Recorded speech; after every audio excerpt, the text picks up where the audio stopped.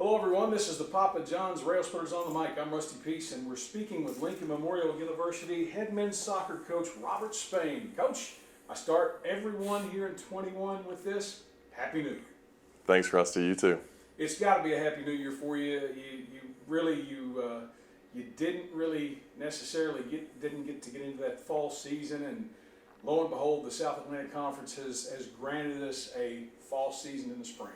Thankfully, we're excited. You've got Carson Newman, of course, coming up, but a lot of people think that that's one of your first official matches. That'll be over in Jeff City. But what have you been doing since coming back in January, and then of course since taking the field here a couple of weeks ago? Yes, sir. So obviously started last fall. We had most of our guys with us, able to train, do intra-squad games like most other programs were, like most other sports were in the fall, just doing what we can to improve. But obviously coming back in January, we have our whole team. Everybody's with us, trying to follow the testing protocols, everything to keep everybody safe, but also training. We finally got to get a game last week against Lee. We'll play again this week in another preseason exhibition scrimmage type game, and then Carson Newman starts the group play, the SAC play, the following week after that. So one game a week basically is where we're going to be. Well, I mean, you say that you played last week against Lee, and a lot of people would say, well, it's Lee University. It's not necessarily a South Atlantic Conference team, but Lee University is a pretty stout opening season opponent. Lee's good. They're very good. I told Derek, their head coach, when I first took over here, that they're the program that's close to us that we kind of want to build similar. Not necessarily the way we play and all that. Everybody has their own ways of looking about that, but they've improved every single year over the last 3-4 years. They won their conference last year, went to the national tournament. I think they won 12, 13 games. Very, very tough team to play. So yeah, I mean, we want to test ourselves. And the other game that we're playing is Lenore-Rhine, who won the league the year before I got here. And very good coach, very good program. So we're not playing exhibitions just to, get easy results. We're trying to test ourselves because we know our group is tough and our league is tough, and you have to prepare for it. When we first talked in your first interview some time back, it's been a long time back, but, I tried to pin you down on what your style of play was. Mm-hmm. And you were very evasive about that because you really, quite frankly, said that you really don't have a style. It's just you adjust to the opponent. You adjust to the team that's the next step in that road to where you want to be at the end of the season.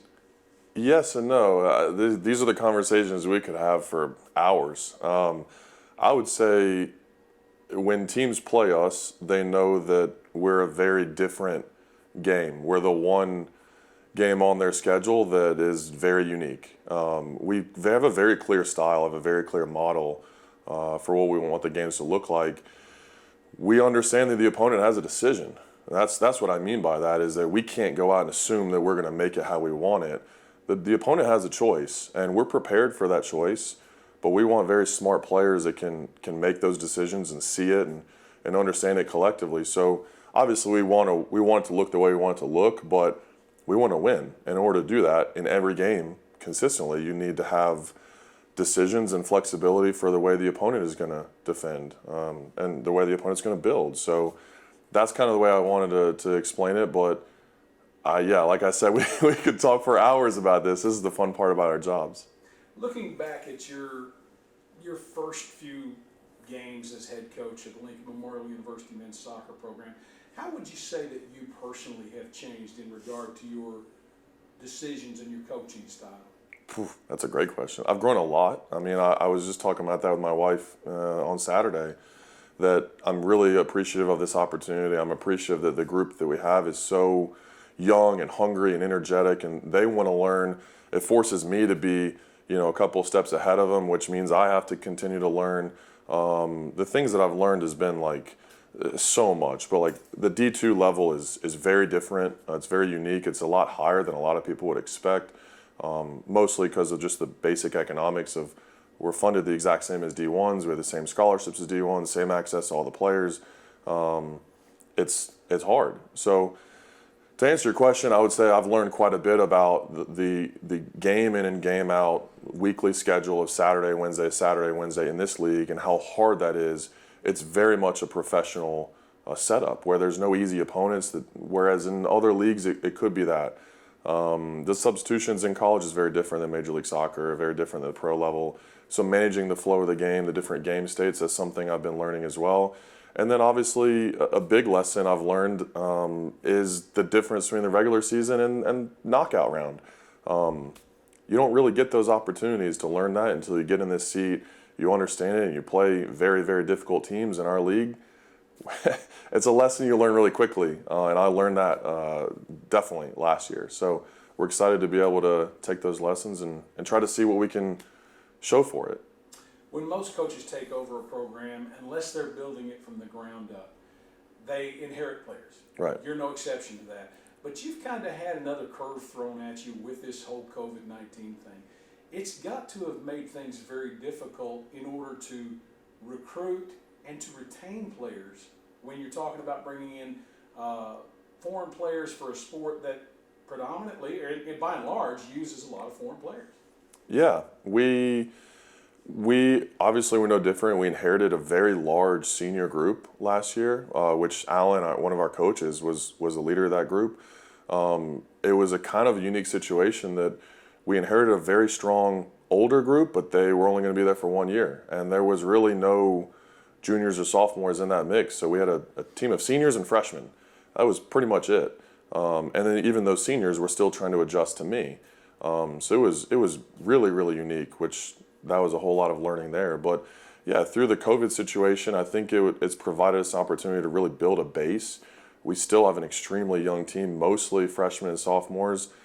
Everybody has another year of eligibility. Everybody will be back in the fall. So this is an extended preseason for us, which is huge, which is exactly what we need in the way that we want to play, the way we want to train. So I think we've done a very good job of diversifying our roster, building networks into different countries, different areas of the world, but also proving that we can find and develop players here from the United States, but also in Tennessee and locally in East Tennessee. So we're just trying to have those niches everywhere. Instead of just zoom into one type of player, we really want to be open, and if they fit us, we're going to work with them.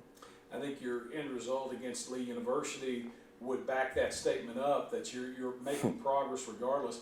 But when you lose a player like, as you mentioned, Alan Brandow, I mean, here's a guy who you had the utmost respect for the last time we did a post game over at the LMU soccer complex. Alan is incredible, and I'm sure he's going to listen to this. I'm going to make him listen to it because I'm talking about him so great. But he's a guy that, the second you walk in the room, everybody on the team, everybody on the staff respects, and it's the guy you point to and say, all the young guys be like him. So yeah, we lose him, but also, I'm just talking about his character on the field. He's a winner. He's a left-footed center back, ball-playing center back. You can't get by him. We joke about it as a staff, they're unicorns. That type of player is a unicorn. You don't find them. So we inherited that guy. We had him for a year. We were lucky. Now we're trying to replace him. And yeah, against Lee, we started a freshman in that role. Done very well. We put another freshman in later in the game. He also did very well. So we're trying to replace unicorns with other different types of unicorns. And I think it's worked out well so far, but very, very small sample size. And we have to prove we can be consistent. So back to the team as a whole, each team every year develops an identity. Yes. Usually that happens by mid-season or season's end, but you've had an opportunity to work with these young men now in preseason for some time. Are they growing closer in your eyes to establishing that identity? 100%. I think that's the beauty in the way that we train is we don't wait until game day or match day to show up and say, I hope we figure it out today. I hope we play well. I hope these guys are on the same page. We pretty much know from training in and out the methodology in which we approach it. These guys are forced to be together. They're forced to play the way we want to play. And guys are up and down. That's just the nature of it. Training's hard when you have a deep team like this. So, yeah, I think they're growing closer every day. Off the field, they all live together. They all cook together, hang out together. So some of that stuff I don't want to know. Some of it I do, and you just hear about it in the locker room, and they're popping in the office. So it's a good balance. It's a good mix, and all the guys get along, which is great. You mentioned a minute ago that you're playing about a game a week. Your next match is going to be on the road over in Jefferson City, Tennessee. It's always a highly anticipated match, and anytime Carson Newman and Lincoln Memorial hook up, especially in men's soccer, there's usually some fireworks.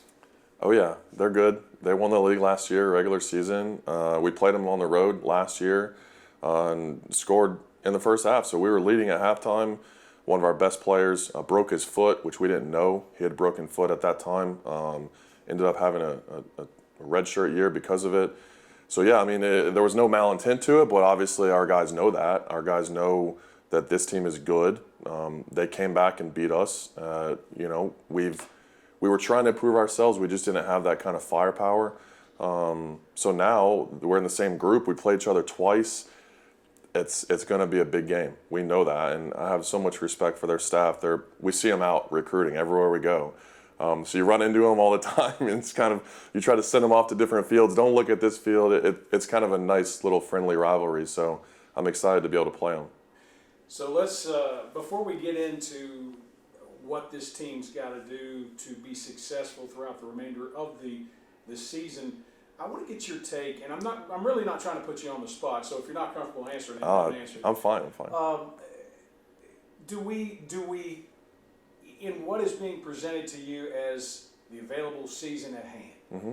do we establish a regular season champion this year? Do we have a conference tournament? How is this handled with COVID-19 thrown into the mix? Yep. So that's a great question. That's not putting me on the spot. It'll put the SAC on the spot, if anything. I don't know if Patrick would want to jump on and answer, but yeah. So we basically divided the conference up into groups. I think the conference is calling it pods, but in the soccer world we call it group. So you have 4 teams in each group. You play each other twice, so we get 6 games. We're unfortunate that we were drawn into what in our world would be called the group of death. Between us, Carson Newman, and Tusculum, you have 3 of the top 5 teams in the league from last year. And then Mars Hill is going to be extremely hungry to prove that last year was a down year, and they're back up. So that's kind of the way the group is going to set up, and only the top team gets out. So the top team in that group gets out and goes to the the semifinal. And then from there you play a normal, like a mini tournament almost, and that's the conference tournament champion. So there's no real regular season champion this year. It's more of just, can you win your group, which that's a typical soccer setup in the World Cup and Champions League and all around the world. So it's exciting. It's a unique opportunity, and we're excited to be able to play in it.